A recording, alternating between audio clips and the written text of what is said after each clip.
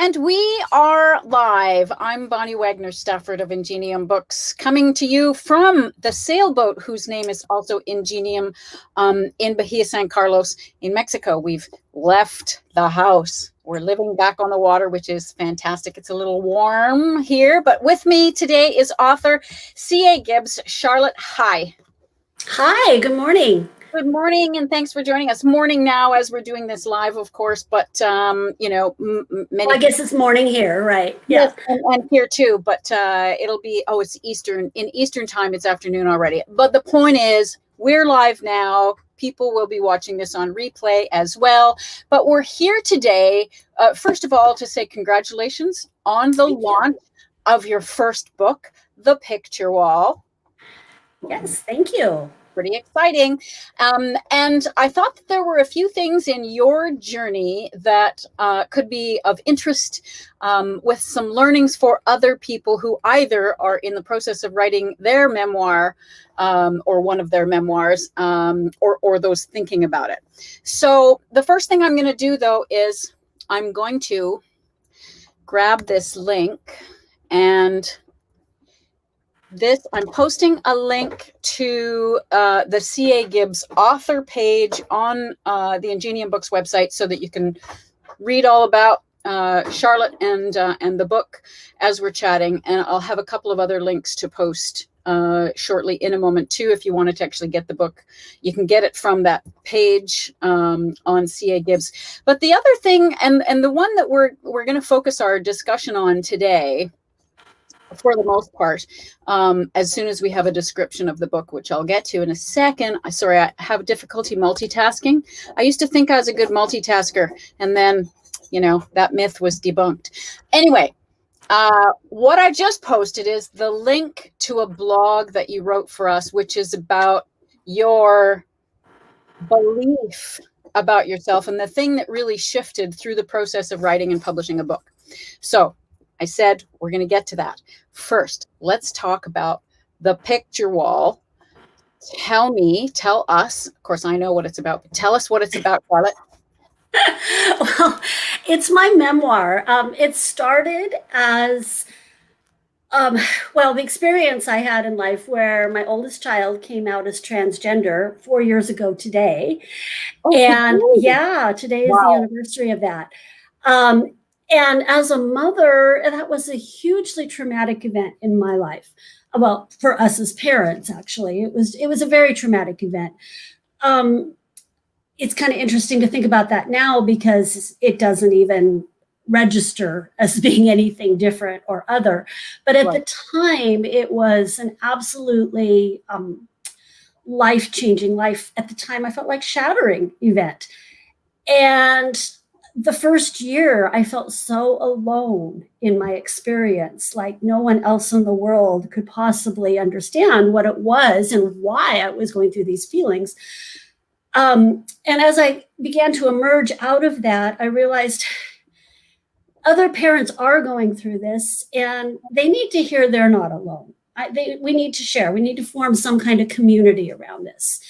And so this started out as what I didn't even know how it was going to be a book, but as some kind of way to reach out and share with other parents of transgender children, adult children.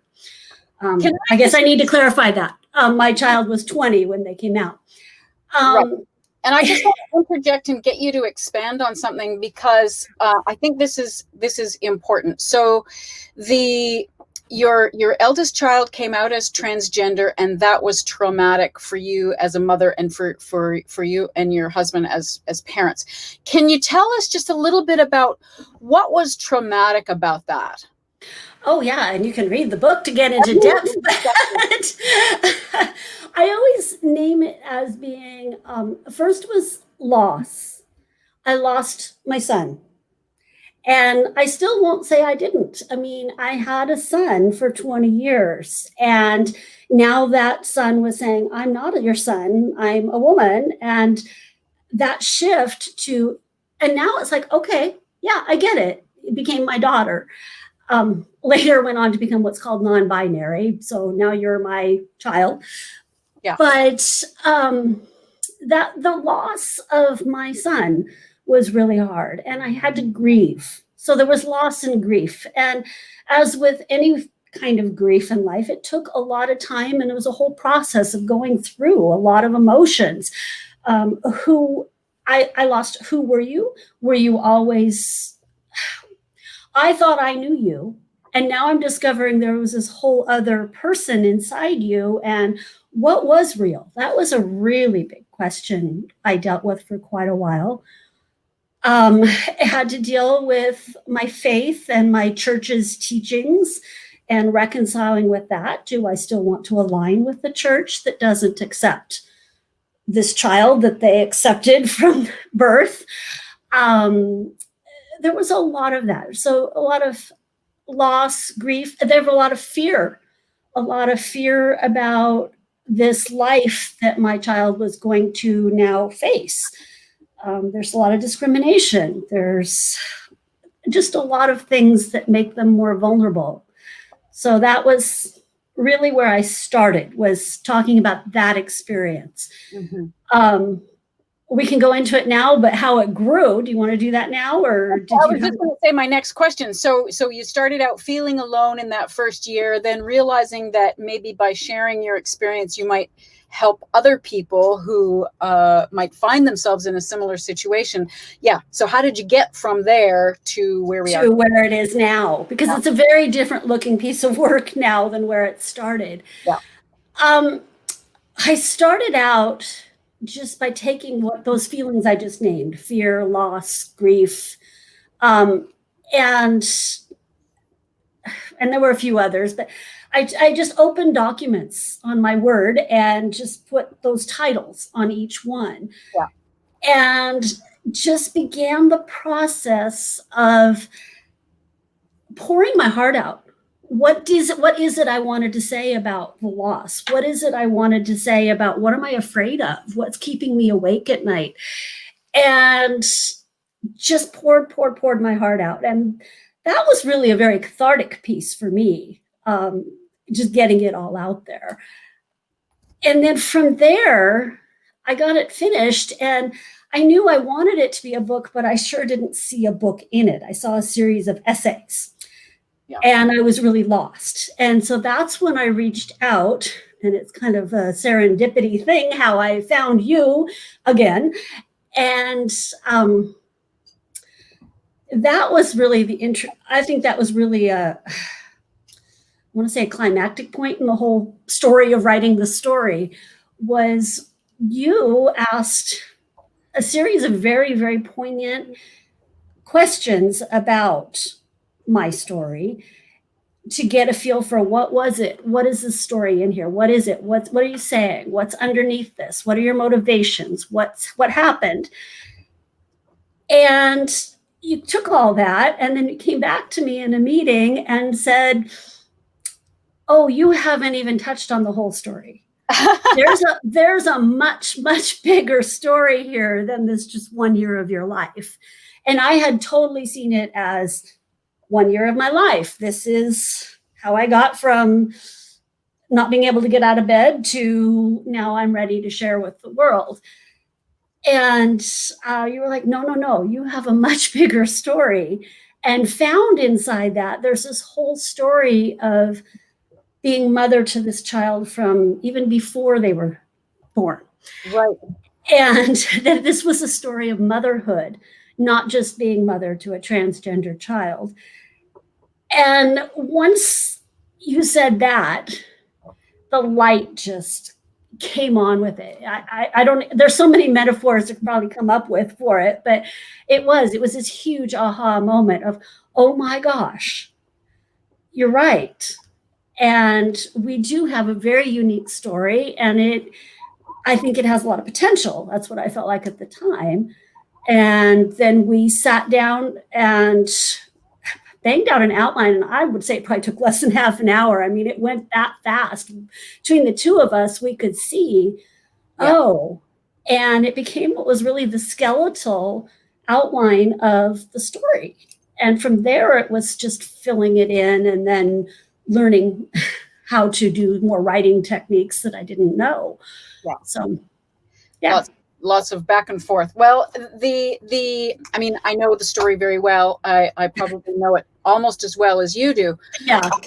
But the themes, you know, it's true that not every mother has the experience of a child coming out as transgender, but many of the issues that you grapple with are universal. Right.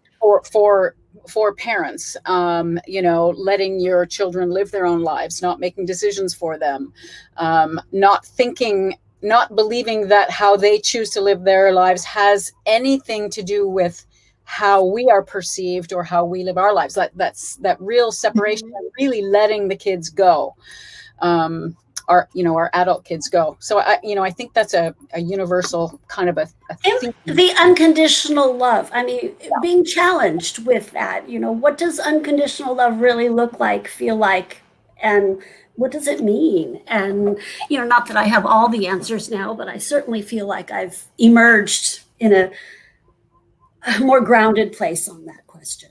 Yeah, fantastic. So it's a delightful read. I'm I believe that it is, and I haven't posted that yet. So I'm going to ask you a couple more questions now, and while you're talking, I'm going to post the links to. I have posted the link to your author page where people can find out a little bit more about the book, if they're interested in that. But the other part of this, of course, our audience here at Ingenium Books is other authors, and in particular female authors who have either aspirations or desires to write memoir. And so you recently wrote a blog for us that we published on the weekend, which is about a self-belief. So here's another thing that comes out of writing the book, and we'll come back to some of what you got out of the process and the creation of the book in a moment. But one of those things specific to writing your book is about whether you viewed yourself as a writer at all. Can you talk a little bit about that? I mean, there are people who say, from their earliest memories that they wanted to be a writer, and it didn't sound like that was you, that you really didn't think that you were in that camp. Well, actually, I mean, I'm an avid, voracious reader. I used to be a teacher, and in August, there's always that come back together as teachers and what did you do this summer? And one year our principal it was a quiz, and one of the questions was, how many books did you read? And everybody had to stand up. Did you read more than 10? And a whole bunch sit down. Did you read more than 15? Well, I was the last one standing. That's just me. I mean, I spent the whole summer reading. I am a reader. And actually, from a very early age, I actually used to say, I want to be an author and a doctor, but I wanted to be an author. And I guess I've always kind of thought of myself like I could. But like I said, when I sat down to write those heartfelt, gut-wrenching essays, I was like, this isn't what I thought it was at all. And nor was I doing it the way I always had in my mind. I've always pictured, I don't know, all these authors, they sit in whatever cozy room they're in with a beautiful view, and either the fire is roaring or the breeze is blowing or, whatever, this space all carved out just for this, the time all carved out, and it's work time, whether you're writing this book or you're just journaling, that's what you do. Well, that isn't me. I discovered that. I've tried it a few times. No, I'm not even a journaler. If I have a lot to get out, I may write, in a notebook, but there's a lot of notebooks strewn around with half thought things. Right. So I just didn't fit that. It wasn't me. And what I discovered, though, is and I'm actually a very good academic writer. I already knew that about myself. I can write a position paper hands down, easy, easy peasy. Yeah. But this was different. And not only that, I was writing about my own life too. And that was different. But what I found, though, is that for me to write, I had to have complete solitude. Not the biggest surprise for me, because that's the way I was as an academic writer as well. Yeah. But I cannot do it if somebody's interrupting me. I mean, I just can't. Not even if you're just walking through the room to go get lunch. I just, I need the space and time to do it. But I wasn't at a desk. I still don't write at a desk. My desk is reserved for like what we're doing now, which is the marketing and that kind of thing. I guess the office work kind of thing. To write, it's a very cozy, I have to create a cozy space for myself, but they're all over the place. I have a spot on my couch where I sit curled up, kind of leaning back with my laptop on my knees and just have at it. Sitting out in my backyard. A couple times I needed the solitude so bad and I needed to get some stuff done that went out to our RV and just camped out there all by myself. Did rent an Airbnb one time just for my solitude. So that's what I learned really is I needed the solitude and time and space really to get it, to put my thoughts together. And then if somebody came home before I was done, oh my goodness, help them. Because it was like, I'm not done. Yeah. So what was the hardest part for you in writing this book? Oh gosh, I would say when we got down to it, we had gone past the skeletal point, filled in, put some meat on the bones, so to speak. And then you'll know what I'm saying. Tell, don't show. Oh, or the other way around. Show, don't tell. Oh yeah, show, don't tell. Sorry, I have that wrong. Yes. That was the hardest part for me, was learning how to do that. You know, like I said, I was pretty good at writing academic position papers. Well, one of the things you learn there is make it as short as possible, you know, pare it down to the fewest amount of words. And now you're saying, what was weather like? That's our famous question, right? Is, you know, you're always saying, well, what was it like outside? What was the weather? And I had to get there, learning how to talk about, in fact, when you read the picture wall, you'll see I have this ongoing theme of Sunday dinner, and I make soup on Sunday nights. So all the soups that were in there, you're describing what they smelled like, how they were steaming up the windows, you know, all that kind of thing. That was new for me. That was the creative writing piece that I had to develop. I think I got it in the end. Yeah, it's better. I can tell you. There was a lot of coaching that went along with that to get there. Yeah. So what about the easiest? What was the easiest? Well, and it didn't surprise me. The editing, the very first editing and well, I think I need to explain the process if we can do that right now. Of course. Once we got some of that meat on the bones, it came time to look at the outline, go, okay, does this all fit together this way? And what had I written? And so what I did, and this was reminiscent of some of my early days in college, and that's probably why I loved it, because I loved it then. Right. I went through every single page I'd written, and I had these topics, and I actually, on this whiteboard right behind me is the whiteboard I used. I had these topics listed out. I made a grid, and I went through every page and looked at, does this fit? Where does this fit? And sometimes a whole page would, maybe several pages would, but I'd put a Post-it note and write what pages they were, and then slap that Post-it note up where it belonged in the grid. And so it was the equivalent of what I used to do, which was literally take scissors, cut and paste on computers. Really used to be scissors and tape. Yeah. And it was kind of that equivalent. I was just marking where they were and had all these Post-its. So some things had to move. I'd have a sentence or two sentences that were really good and really integral to my story, but they didn't belong here. Yeah. And so I would work on the Post-it, page blah, blah, page 34, paragraph 2, and write that, and then stick it where it would belong on the grid. And that gave me the outline. And I have a picture of it. I should have pulled it up before we went on. I was just going to say. I'll have to put it on like my Facebook page or something. Yes, yes. But it was and my friend who had been my roommate in college, I sent it to her and she just laughed because it is very, very me to have done this, Post-it arrangement. But so then I could take those Post-its off and go, okay. And I went into my computer and found those little passages and moved them all just dropped them into new files. Yeah. And took those files and pulled together the prose that needed to be written. And that for me is so fun. I love that process. I love that too. So maybe you're a future book editor. Maybe. I don't know. I just have a hard time doing it to other people's work because the look on their faces when I do it is a little sad. That's right. Now, what are you most proud of with the picture wall? What am I most proud of?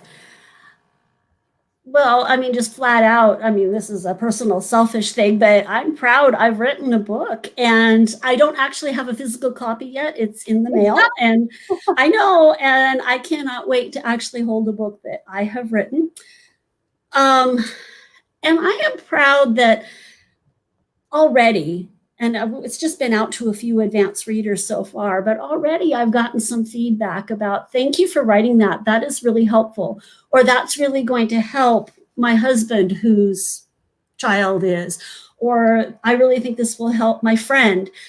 And I'm sure this is a question down the road for you, but what was my purpose? My purpose was to help other people. And it still really is. And so I think for me, that's the best part is, and it's so gratifying, is to hear that and I guess also same thing is I've talked to a couple friends who've said, oh, and here's what, and this really touched me, and this really touched me. It's like, you got it. That was exactly what I was trying to do with this book. So, yeah. Something that we've talked about, you and I've talked about coming back and talking in more depth about this, but we might as well bring it up right now, which is, the nature of the subject matter. You're talking of course, intimate details, and a memoir always is intimate details about one's own life, a certain experience around a certain event. But you had to reveal details about members of your family, and in particular, your adult child who has come out as transgender. So that required a good, hard conversation about how you publicly present to the world. And you made the decision to publish under a pen name. So C.A. Gibbs is your pen name. Can you talk a little bit about how that decision came about and how you had that conversation with your family? Okay, well, in the acknowledgments of the book, I kind of outline it. I think I'm a little more flip in that than how it actually went down. But in general, the core of it is that the four of us sat around the table, and it was around a dinner because that's when we really talk. Well, it was Sunday soup night. I don't know if it was soup night or not. I don't remember that, but I do know we were talking. And I brought up the prospect that I wanted to do this. And well, my husband he already knew anyway, but he was very supportive and hands down, you do what you need to do. And my youngest daughter was, I say in the acknowledgments, I mean, both kids, they kind of looked at me like, what? And then, what? We're just such private people. And me in particular, I value my privacy. I never even got on Facebook till about 2 years ago. I just didn't want to mess with the privacy stuff. And so we're such private people. So the kids are kind of like, who are you? You want to tell about what? This really huge private family event and all its accompanying feelings. And you want to do that? But the youngest daughter was like, okay, I can get with this. I can support you, which now she's my favorite fan. I mean, she's all over this and I love it. Her first feedback was, thanks for portraying me as being so supportive and wonderful. I was like, well, you were. Yeah. But the oldest just couldn't really get there. And I get it. I get it a lot more now than maybe I did at the time, because at the time I was focused on what I wanted. What they saw was that I wanted to write about how hard it was for me, which at the time, that's not too far from what I was saying. Yeah. And their comment to me was, this was hard enough for me. I don't want to hear about how hard it is for you.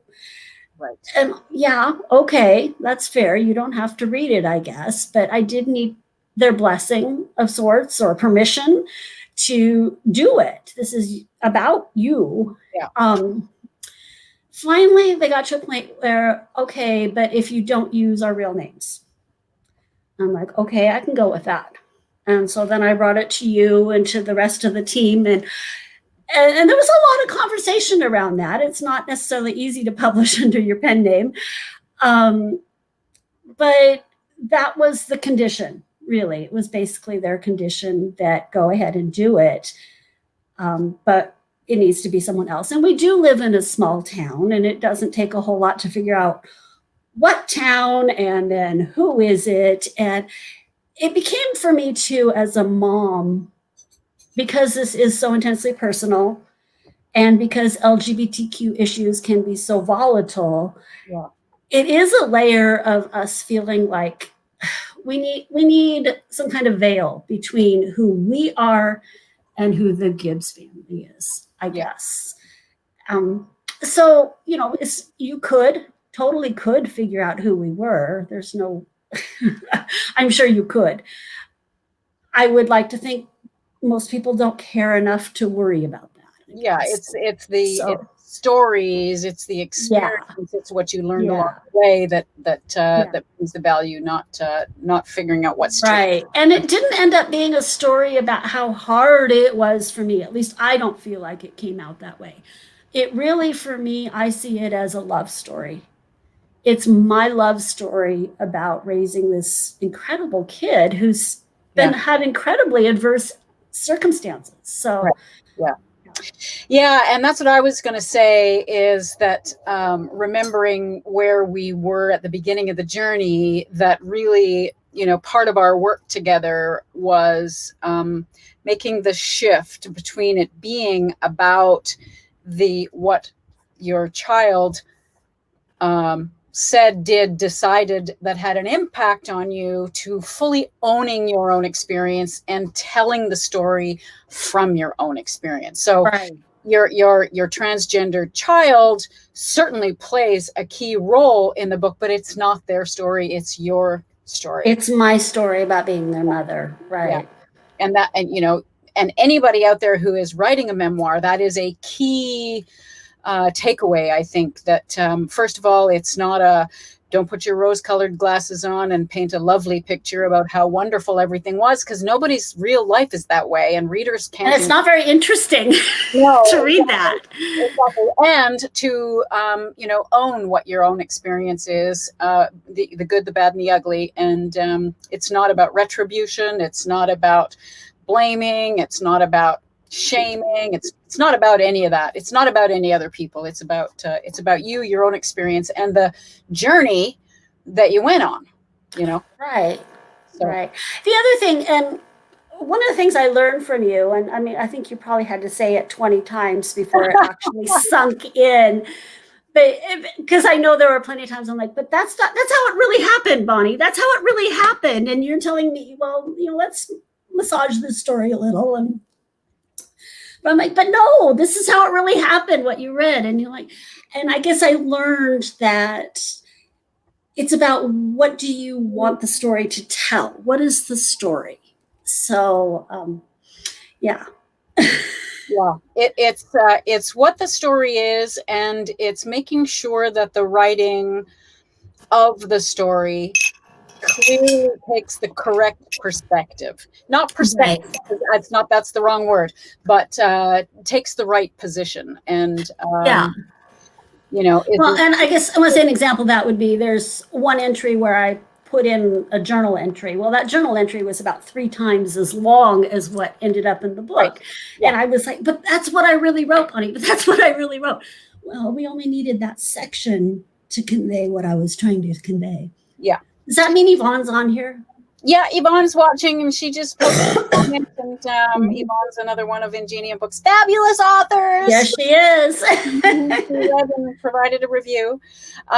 So we're just about out of time here, and I just wanted to say that it feels like we've just scratched the surface on a couple of things, and so I want to say that we'll invite you back. I want to talk a little bit more about the pen name issue and dig deep into what the implications are. So more than just how you made the decision, but how did it play out on the rest of the writing and publishing path? There are some, real practical implications for what you have to do and what you have to consider, including how you market, how do you do interviews like this one, all that kind of stuff. And then the second thing is going a little deeper into some of those softer memoir, more subtle memoir things. So, and I had him, brilliantly in my brain a couple seconds ago, and I have no idea now what I was thinking, but we'll come back to that. So I want to thank you again. Now, what did I do? We've got in the comments, we've got the link to the author page, C.A. Gibbs, on the Ingenium Books site, and there's another link to the blog that Charlotte wrote about what belief about herself changed through the process of writing her book. And if you wish to purchase the book, read an excerpt. There's an excerpt on my author page as well. I'm not posting that link, but you can let us know. If you'd like to read an excerpt, let me know. But what I'm posting right now is a universal link that, regardless of what country you're in, what Amazon.com or .ca or .uk or .mx or wherever you are. Now that's not letting me post it for some reason. I'm going to try it again. But anyway, it'll take you right to your account where it's easy to get your copy. Otherwise, you have to navigate to the different account. Anyway, I will post that in the comments as we go. Charlotte, author C.A. Gibbs with The Picture Wall. Thank you very much for your time, and we'll sign out. Thank you, Bonnie. Bye. Bye.